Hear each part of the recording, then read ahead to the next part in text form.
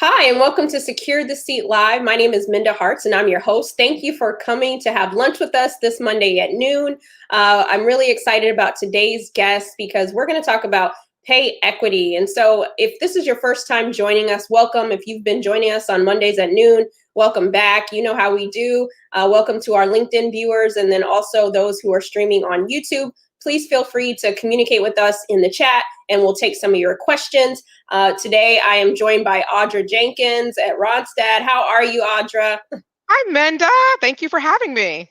I'm excited. We've been trying to, you're a busy woman, and I'm excited that we can get you on. And shout out to Demetria Johnson for putting us in contact with each other. But Audra, tell everybody a little bit more about you and your role, and then we'll jump into the conversation. Sure. Thanks for that, Menda. I'm Audra Jenkins. I'm the Chief Diversity Inclusion Officer for Randstad North America. We do diversity strategy work internally for our own staff, but also externally for our clients. So excited to be here. Been doing this for about 20 plus years and still standing. So thank you for having me. You're an OG. I'm an OG. An OG. Yeah, that's right. That's right. That's right. But one of the things that are really important and top of mind for all of us, not just women of color, but is pay equity. And so I want us to really have a honest conversation about that. And the first question I want to throw to you is, why should pay equity be an important issue for all companies and organizations? That's a great question, Minda. Thank you for that. There's several things. So first and foremost, I think about when you think about if there's any pay inequity in an organization, that sends a message to the impacted workers that they're less valued and they're not worthy. And we don't want that. When you're thinking about diversity and inclusion work, that's something that's the not the ultimate outcome of what you want to achieve. I think also the World Economic Forum put out a report this year called the 2020 Gender Gap Report. And in that report, it said that it'll be 100 years to reach gender parity. So equal work for equal value. And that's very disturbing. I think not only as a woman, but also as a diversity practitioner, I'm fighting for women's advocates as you are, Minda, every day. And, why is that right? Why is that fair? CNBC put out another report this year that talked about the different pay gaps, and they said, women are earning 81% on average, 81 cents on average of every dollar every male earns, and it's much more dire for women of color. Black women earn 61 cents. Our Latina sisters earn 56 cents per dollar, and it is just concerning when you see, those disparities in the workplace. And then Yeah. there's a larger issue, Minda, of talent attraction. I can't talk about that enough. We do a lot of diversity recruiting work. We're a staffing human capital firm. We're the only staffing firm to have a chief diversity officer and engaged in diversity work, which is we're trying to trailblaze in the staffing industry. And when you think about the talent attraction piece, diversity recruitment is just one part of it, right? If you Yeah. bring diverse talent in, and it's a toxic culture, as you well know, they will not stay. So there's a retention element to that as well. So there's a lot tied up in that. Yeah, absolutely. I mean, it is a battle for talent, right? And if you're not being transparent, if you're not paying people what they're worth, or at least what is it, the range should be, right? Then Yeah. that's a problem. I know when we were talking, you shared a interesting story with me that I don't know if you feel comfortable sharing, but can you tell us about a time in your career when you had a hard conversation around pay transparent transparency in the workplace? Because it is a hard thing, right? It's we can't just say, hey, just ask for more, just go to your manager, just do that, because some Yeah. of us, it's very, we don't have a problem doing that, but for others, we have to lean into our courage a bit. So I'd love to hear more of a personal story on your end. Thank you for that, Amanda. So first and foremost, if you think back, and I'm going back, not to age myself a little bit, but when I first started out and I got my first management role, and I was so hungry for it, right? I'm like, I finally made it into management. And so I was first in, the last one to leave. I was always there, taking on a project, just a go-getter and running to get everything done. And what happened is we switched payroll companies at that time, and my boss came to me and said, Audra, you're great with attention to detail. Can you take on this project? We've got some pay disparities going on, and we need to make sure that we fix these problems with this, change in vendor. And so I said, yeah. So I worked with the payroll vendor. I went line by line. I looked at every department. Then I came across, let's just call her Jessica. So Jessica was our receptionist. Her job consisted of, basic receptionist work, greeting visitors, getting coffee, answering some calls here and there, for the most part, very administrative. And I found out that Jessica earned twice my pay, not 20% more, not 30% more, not any more. She wasn't less experienced. Here I was, I had a bachelor's degree, I was working on my MBA, working on my, I had my SHRM certifications in HR. And here's this person making, from on paper, didn't seem like had a lot of qualifications, making double my pay. So I assumed that it was an error. I really did, Minda. So I went to my boss and I brought the list of the discrepancies and I brought up the conversation about Jessica. And I said, let's say his name is Bob. And I said, Bob, surely this is a mistake. How is it that Jessica's making twice what I make? And so, and having that conversation, I really, truly, it wasn't about courage. I really, truly thought it was an error. Mhm. And so then he told me that, that she was a daughter of a friend of his at the same country club. And, she got herself in a little trouble with credit cards and they were just trying to help her out, pay off her debt. And he offered her this job in making at this rate so that she could pay back her dad for some of that credit card debt. That was astounding, Minda. That was really, I felt like at that moment, in your book, you talked about how when you found out you were a person of color and you overheard your friend's mom say, she speaks so properly for a Black girl, and that sucker punch in your stomach feeling, that's exactly what I felt in that moment. Like, how am I working, 80 hours a week, not having a social life or personal time for myself? And I've got Jessica, who just happens to be a friend of the boss's, country club buddy, making twice as me. Whew, listen, thank you for your vulnerability and transparency, even telling that story. I can only imagine the feeling you had as Bob had the audacity to tell you that was what the reason was, right? At that point, Audra, what did you do? You had this information, then what? What happened next? So I really thought about it for a while, and this is the single me, Audra, who could have just quit the job and walked off and like you stumped off the playground, take your toys and go home.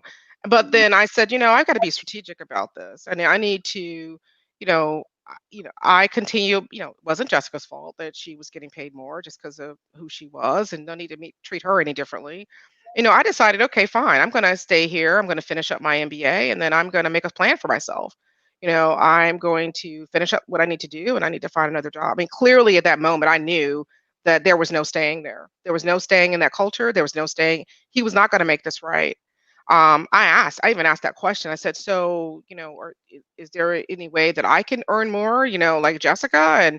And he kinda laughed it off, it was kinda it basically told me he sent me the message that you are not valued. You are not, a valuable part of my team, no matter what I'm saying to your face, but your actions speak louder than words. Yeah, everyone in the chat is going crazy. They're like speechless, can't believe this happened. And it's unfortunate, but these sorts of stories, like yours, like mine, they happen to women of color often, right? And when we think about humanizing the workplace, it's like, Bob, put yourself in Audra's shoes, right? How would you feel hearing that information? That doesn't make you want to just, okay, let me go finish the workday, strong, and put it all in. That's very disheartening. And the one thing that I wanted to impress upon our listeners and those who are watching is that Audra, uh, she used strategy for what's next, right? Because sometimes we can, get into our feelings, which matters, but, realizing that, hey, some of us can't just up and leave and say, bye, Bob, I'm out of here, right? And so strategizing, how do you make work for you right now? And you were able to get your MBA and move on with certain things, making work for you. So thank you for sharing that story. I know I'm going to take, if you have any questions for Audra, please leave them in the chat. I'm going to take one right now. Someone asked about how to deal with kind of pay transparency in a COVID-19 environment. I don't know if you have any thoughts there. That's an excellent question. Thank you for that, for the listener. I think really, truly, everything now it's you can find online. I mean, you need to do research. I mean, you need to really decide. I have to say that if you talk to headhunters, will be willing to talk to anybody that's qualified for a role they're looking for, and they will share that pay information with you. Because if you ask what is the range for the role, they are very transparent in what that role pays, and I think you can do some research on what it pays. I think that's the first and foremost. And I think the second thing is, I think we need to really get rid of, as a society, a microaggression called meritocracy myth. The meritocracy myth says, and Minda, you talk about this a little bit, um, you know, race and gender doesn't have a role to play in your success. We know darn well it has everything to play with your success unless the person is blind. We really need to know that, it just telling people, oh, just work hard and pull yourself up by the bootstraps and you're going to make it. That always is not always the case. And we've got to be understanding that, and you've got to use data to make that strong business case. I mean, I really think that, yes, it's difficult. Are you angry about it? Absolutely. Do you feel less valued? Absolutely. But what are you going to do about it? You can't just sit there, wallow, show up to work angry, every day, and work in an environment that's not conducive to your success. It's not healthy for you. The only person you're damaging is yourself. Yeah, absolutely. All the amens to that. I couldn't have said it said it better. We have another question in the chat that we're going to take, Audra, and someone said, I'm paraphrasing, our company recently did a pay transparency audit during COVID-19, but nothing has happened. Now we all just know that we're not being paid equally. Now what? Yes, I'm sorry. Yes, they did that, but they were supposed to take it a step further. So, Audra, you're the expert. What would you say? I think once and foremost, when you find that there are pay inequities, you need to make a plan to communicate what you're going to do to remedy the situation. Maybe you don't have the budget to give everybody X% raise this year, but if you make a step strategy to say, hey, we can give you this year, next year we'll be able to give you this, or every 6 months make a step strategy to kind of close that gap. I think that's one way to do it. I think the other way to do it is to reevaluate the jobs. One of the things we talk about our clients all the time, especially at Randstad, is, job descriptions. Somebody wrote that 20 years ago, no longer at the company. Yeah. Who came up with this job description? It may not be, everybody knows our job descriptions are just kind of like almost like a rough estimate of what you should be doing, right? Your real job is to really map out what is it that you actually do day to day. And I think you need to make sure that you're bringing that forward so that is your pay based on a job description or is it based on truly accurately reflecting what you're actually doing? So I think those are the things that you can do to kind of research and better position yourself for more.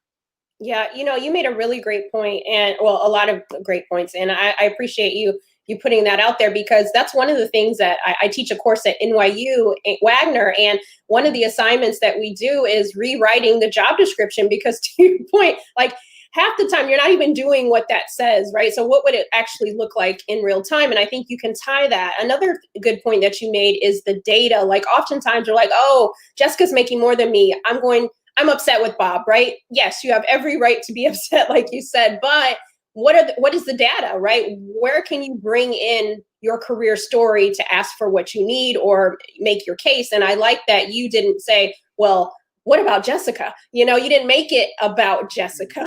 And it's hard, right? To not make it about her, but it's not her fault. I love that.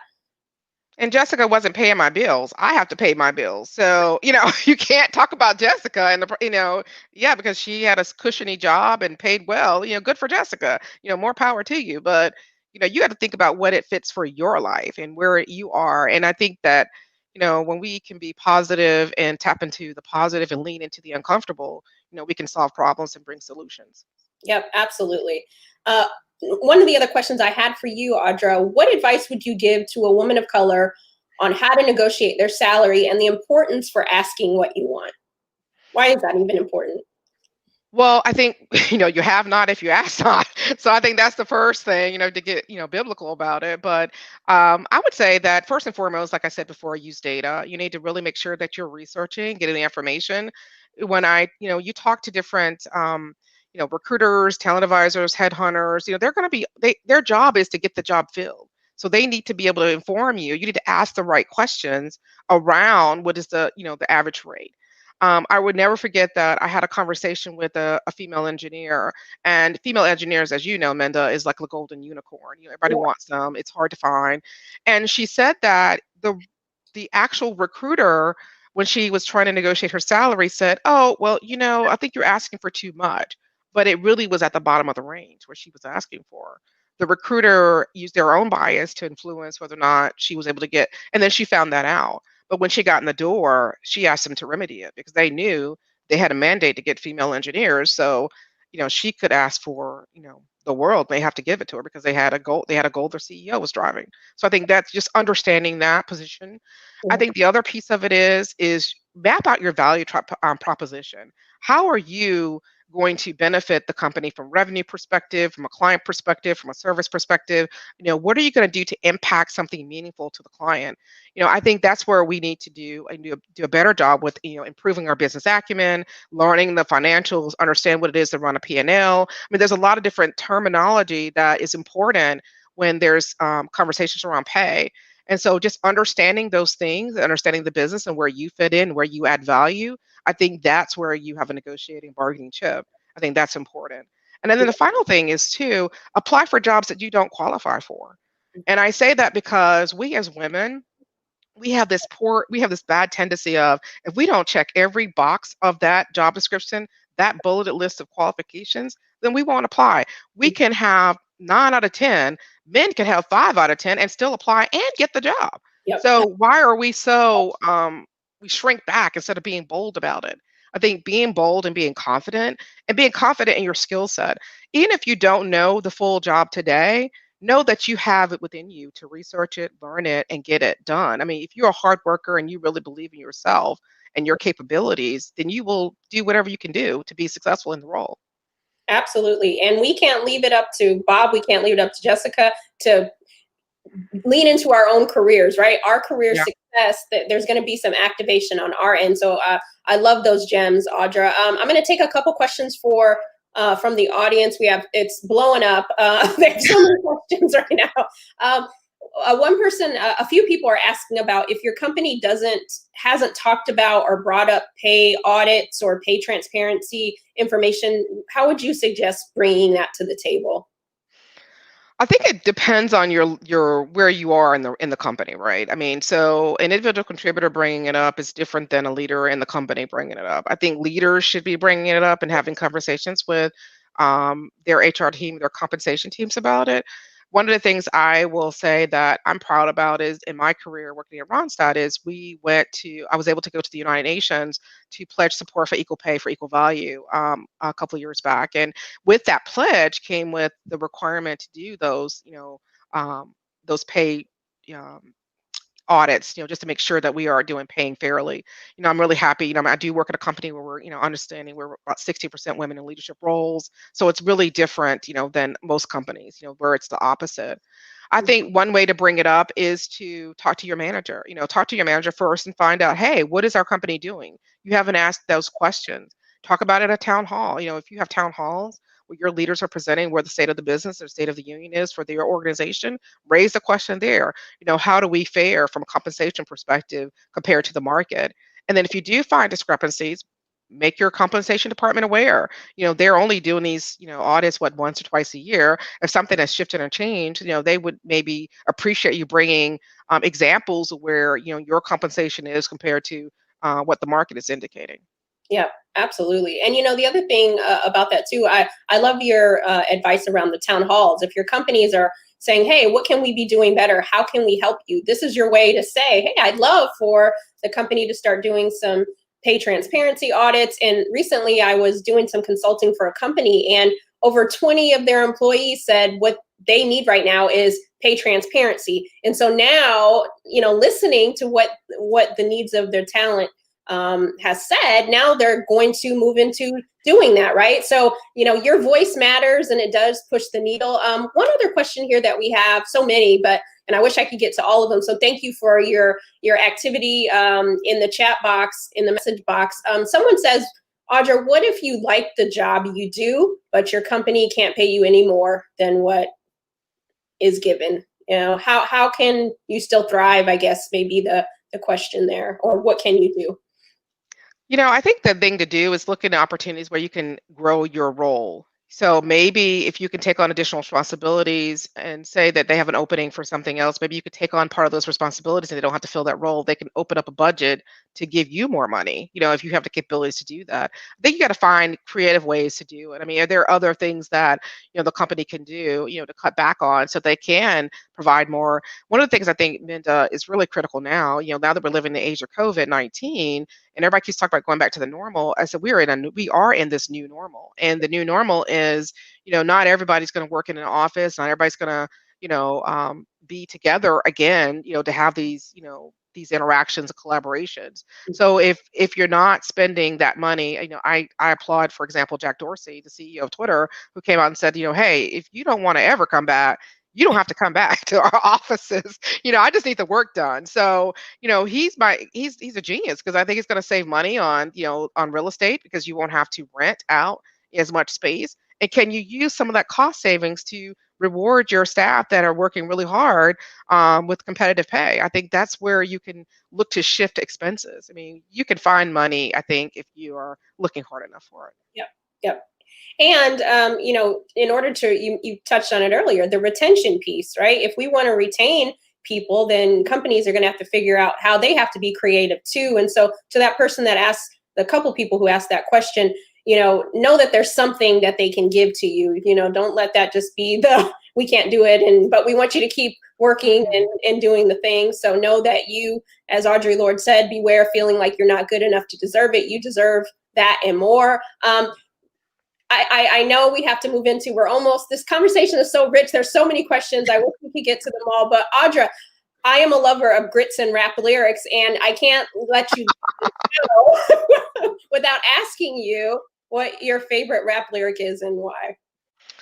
So, Amanda, you and I had this conversation before. On my dad's side of the family, my aunt did the ancestry.com and found out we were related to the broadest family, which is Snoop Dogg's family. So I thought about using a Snoop Dogg rap, and I said, well, that might be a little too cheesy. So let me use a rap that means lyric that means a lot to me. T.I. Rihanna did a collab on Live Your Life, and he said, never mind. What the haters say, ignore them till they fade away. So I love that because that tells me two things. One, people are talking about you because you're doing something right. I think that's one thing. I think two, there's enough success for all of us. Why compete for it? Only person I compete against is myself. I want to see what else Audra Jenkins can do. I can level up. I don't need to worry about what Jane Doe is doing over there to the right or John is doing on to the left. All I need to worry about is my own swim lane. So I think that if you focus on your own success and be positive about it and thankful for all you have and show a little gratitude, I think that, it'll come back to you, in spades. So I love that. Never mind your haters. I love Ignore them that. till they fade away. I can hear Rihanna. Hey. I love that. And we are, that's like a life hack that you gave too, because once you realize that you're your own competition, then you don't have the energy to be worried about somebody else. It takes too much energy. It does. So thank you for that. And lastly, I wanted to ask you, there's so many of our leaders, because I believe that everyone is a leader in their company with or without the title. How do we make the workplace better than we found it, Audra? I think first and foremost, one, equity. You look at it, from the perspective of equity versus equality. Equality says we all have the same. Equity says we give everybody what they need. I think that's the first thing. I think the second thing is, respect. I really believe in, if you treat everyone, whether it's the janitor, the person who's serving your food at a restaurant, to the CEO with the same level of respectfulness as a human being, I think just the basics things we should have learned when we were 2 or 3. I think just having those type of things, I think that just sets the tone for an inclusive, dynamically diverse and inclusive environment because it starts with respect. And if you think about diversity in a general of a think of it as a 3-tiered cake. Well, diversity is our unique differences. That's the base of the cake. Inclusion is how well we are valued and respected. That's the middle part of the cake. But what we're trying to do, the ultimate place for diversity and inclusion is belonging, and that's the third tier of the cake. And that's saying that you're at home, you can unmask and be who you truly are, in the workplace and all the spaces that you occupy without fear or retaliation. You can just be. If you let people just be, and be respectful of that and value that and then eliminate those microaggressions, I feel like that's what they can do, what everyone can do to make the workplace a much better place. Yes, I love that so much. Some companies, they need a new cake. Let's get them that cake. Another three-tiered cake. Yeah. They need a new cake. So no, thank you so much, Audra, for your time, for your talent, for the way you hold space for us. Is there any parting words that you'd like to leave everybody watching us with? Yeah, I want to leave you this quote by Malala Yousafzai. It says, "I raise my voice not so I can shout, but so that those without a voice can be heard." And we all have a voice. And Malala, if you don't know who that is, when she was 13 years old, she lived in Pakistan and she tried to board a bus to get an education. She was shot in the face by the Taliban. So if she could speak out against a terrorist organization at 13, what more can you and I do living in a free society? Yeah. So I just say, let's leverage our collective voices. Let's rise up and make sure we eradicate pay inequity, in the workplace and society in general, because we'll be better for it. Absolutely. We absolutely will. And I love Malala. She has, so I had the honor of hearing her speak. I think it was last year, but it could have been at the top of this year. Now everything kind of like blends Run together. together. But and she does use her courage, and so I'm thankful for that, and also for you. How can people follow you, find you, all the things? On Twitter, I'm at the Audra Jenkins because there's more than one, but I'm the one. So know that. And then on LinkedIn, you can find me as well. But it's such a pleasure being here, Munda. It's such a great conversation. I really appreciate you having me on. Make sure everybody get out there and secure the seat. Yes, yes. Everybody secure your seat. Make sure that you share today's episode. It's streaming on YouTube, so you can grab the link there, but also on LinkedIn, you can share it. We want to make sure that everybody understands and has the resources they need to be able to secure their seat. Also, I just want to thank you all. You could be anywhere in the world right now and you're here with us for lunch. If you didn't know, the memo paperback comes out tomorrow with 2 new chapters, September 15th, if you're watching, if you're watching this. Thank you. Product placement plug. Thank you, Audra.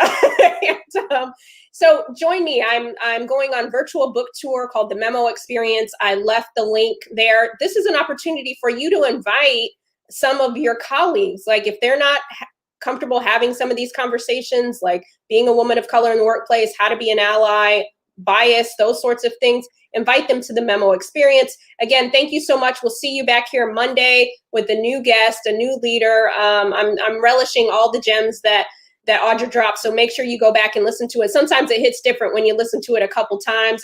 Again, thank you so much, and we'll see you next week.